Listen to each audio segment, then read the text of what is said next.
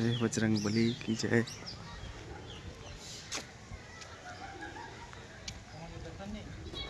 हैं?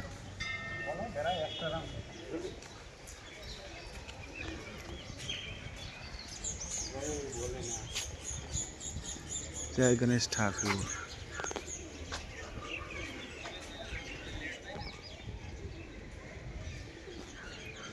ओम वक्रतुंड महाकाय सूर्यकोटि समप्रभा। तो खूब सुंदर कृष्ण मंदिर, अनेक देव देवी विग्रह आछे।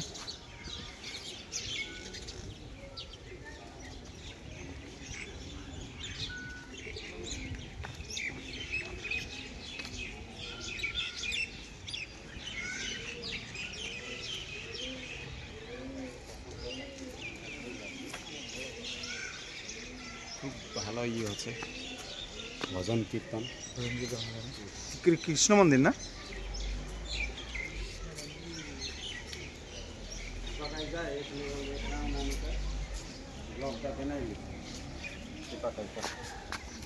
ভিডিওটা এই জায়গায় করে না, এই যে তো শিব ঠাকুরলা ओ না কেওড়া রচে বলি। अच्छा अच्छा। যাওয়ার ভিতরে प्रवेश द्वार। যাবে জুতা খুলে যাওয়া হবে না। যাই হোক, আমরা এখানে একটা বিশেষ স্থানে এসেছি, জানতাম না 108টা শিবলিঙ্গ আছে এখানে। যাই, 108টা শিবলিঙ্গ।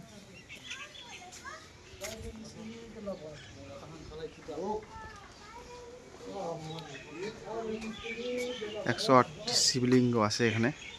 আমার জীবনে প্রথমবার এতগুলো শিবলিঙ্গ একসঙ্গে দেখতে পাচ্ছি। একেবারে খুব আমার গাইডটা নিয়ে আসে এখানে। হ্যাঁ, আমার এই গাইডকে ধন্যবাদ জানাচ্ছি। নমস্কার। হ্যাঁ, ইনি আমার নাম হলো গণেশ সিংহ না বর্মন আমি জানি না। তো যাই হোক, নন্দী মহারাজ কি জয়। আমরা আজকে এখানে আসার সুযোগ পেয়েছি। আমরা চলে আসছি এখন। হ্যাঁ, কতটা 108টি 108টি শিবলিঙ্গ রয়েছে আমাদের ওখানে। আমরা প্রায় দেখি যে মায়েরা দাদারা এক একটা লিঙ্গে ইয়ে করতে গিয়ে অনেক ভিড়ের সম্মুখীন হয়। তো আমি তাদের বলবো এখানে চলে আসুন, কোনো সমস্যা নেই। মানে এখানে অসুবিধা নেই, একদম শিবলিঙ্গের অভাব নেই। মানে কি বলবো আর, অসাধারণ অসাধারণ অসাধারণ অসাধারণ এমন একটি জায়গা। 108টি শিবলিঙ্গ আমার জীবনে প্রথমবার। হ্যাঁ, এত শিবলিঙ্গ একসঙ্গে। এই যে আমাদের গাইডের জীবনে তৃতীয়বার। হর হর মহাদেব। বৈষ্ণবানা মাথা শম্ভু। বৈষ্ণবদের মধ্যে শম্ভু হচ্ছেন শ্রেষ্ঠ শ্রেষ্ঠ, যিনি ভগবত তত্ত্বকে সম্পূর্ণরূপে জানেন। 12 জন বিশেষ ব্যক্তি রয়েছেন যারা ভগবান কৃষ্ণকে, বিষ্ণু তত্ত্বকে সম্পূর্ণরূপে জানেন। শম্ভুর নারদ শম্ভু কুমার কপিল মনু।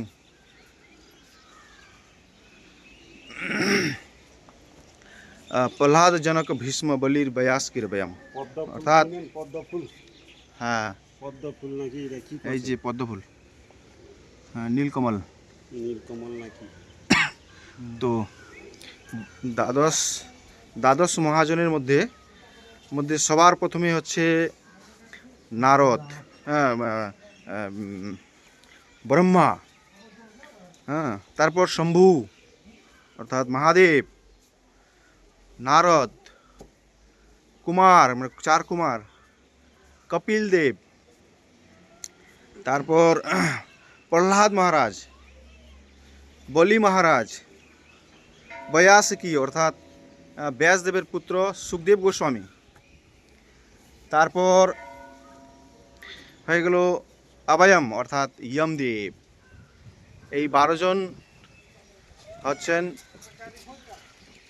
সেই ব্যক্তিত্ব যারা বিষ্ণু তত্ত্বকে সম্পূর্ণরূপে জানেন। অর্থাৎ এনারা হচ্ছেন পরম বৈষ্ণব। ভগবত তত্ত্বকে সম্পূর্ণরূপে জানেন। তো খুব পরম মঙ্গলময় দৃশ্য, মঙ্গলময় সময়, আমাদের মঙ্গলময় মুহূর্ত। আমরা যাই হোক কত কিছু করে এখানে এসেছি, জানতাম না এমন জায়গায় আসবো যেখানে মহাদেবের 108টি শিবলিঙ্গ আছে।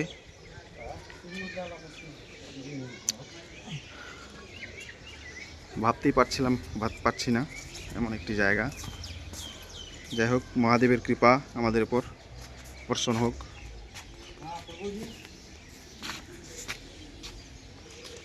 এটা মানে মেন মন্দির। এখন আমার দর্শন করবা পানো নি। বাজানো যাবে না? হ্যাঁ, বাজানো যাবে।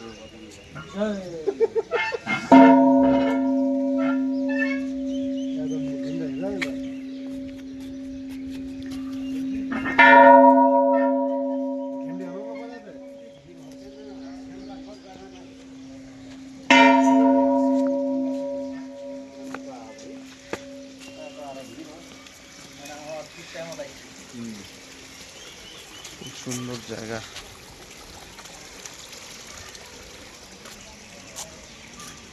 মোবাইলটা ফিকা দিলে পানি পবিত্র হয়ে যায়। মোবাইলটা পবিত্র হচ্ছে না নি।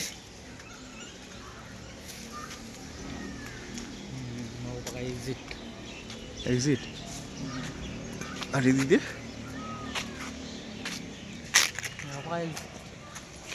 ঠিকই।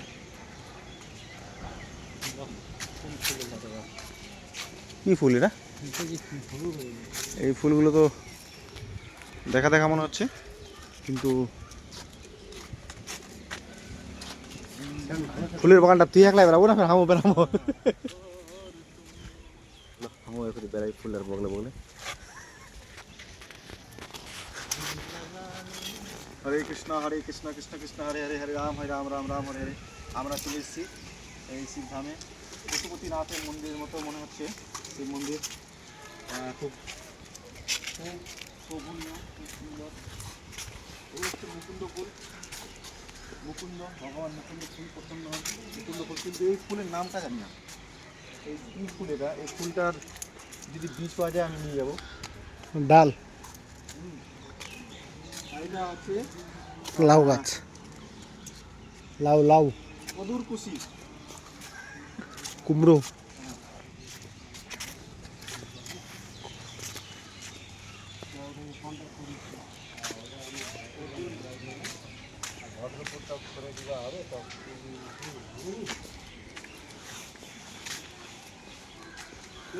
ঝুলাবাড়ির কাম সাথে আসিস না, তো ঘুরতে রবি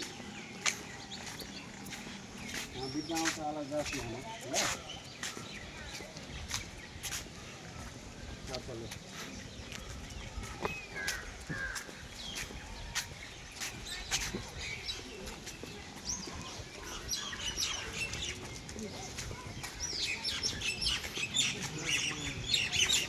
ব্লগ মুখ আমার আমার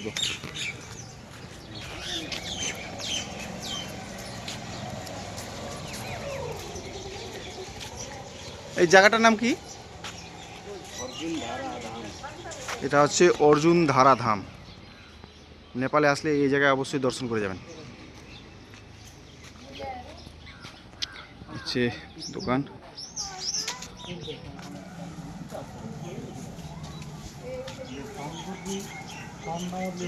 চলে যায় ওই উড়িষ্যা পুরী দীঘা, দীঘা পেনশন